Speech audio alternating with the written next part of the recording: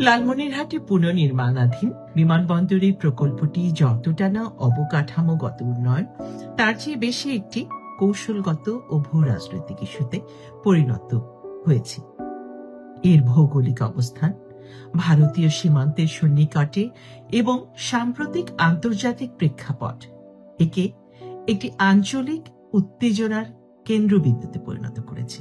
যদিও বাংলাদেশ প্রকল্পটিকে একটি আভ্যন্তরীণ উন্নয়ন উদ্যোগ হিসেবে তুলে ধরছে, দিল্লি এটিকে ভিন্নভাবে দেখছে।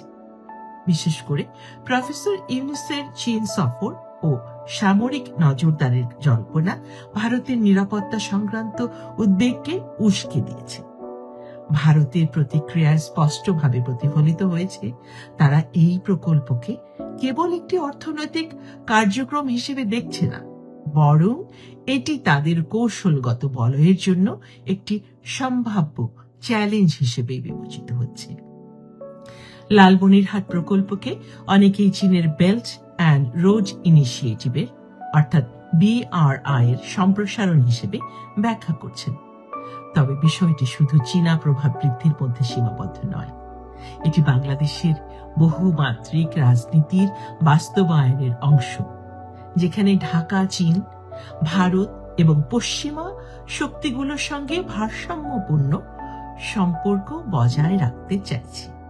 এই প্রেক্ষাপটে ভারতের কিছু পদক্ষেপ, যেমন ট্রানজিট সীমিতকরণ বা বাণিজ্যে প্রতিবন্ধকতা, মূলত রাজনৈতিক বার্তা বহন করছে, যা দক্ষিণ এশিয়ায় তাদের ঐতিহ্যগত প্রভাব ধরে রাখার প্রয়াস হিসেবে বোঝা যায়। যুক্তরাষ্ট্র এবং ইন্দো প্যাসিফিক অংশীদাররাও প্রকল্পটির প্রতি গভীর নজর রাখছে। দক্ষিণ এশিয়ায় চীনা প্রভাব বৃদ্ধির বিষয়টি তাদের কৌশলগত স্বার্থের সঙ্গে সরাসরি জড়িত।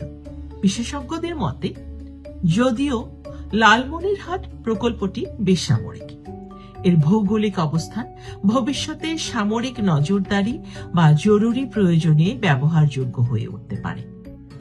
এই প্রেক্ষাপটে বাংলাদেশের জন্য সবচেয়ে বড় চ্যালেঞ্জ হল কৌশলগত স্বার্থ ও আঞ্চলিক সংবেদনশীলতার মধ্যে ভারসাম্য রক্ষা করা। এর জন্য প্রয়োজন বাস্তবমুখী কিছু কূটনৈতিক পদক্ষেপ।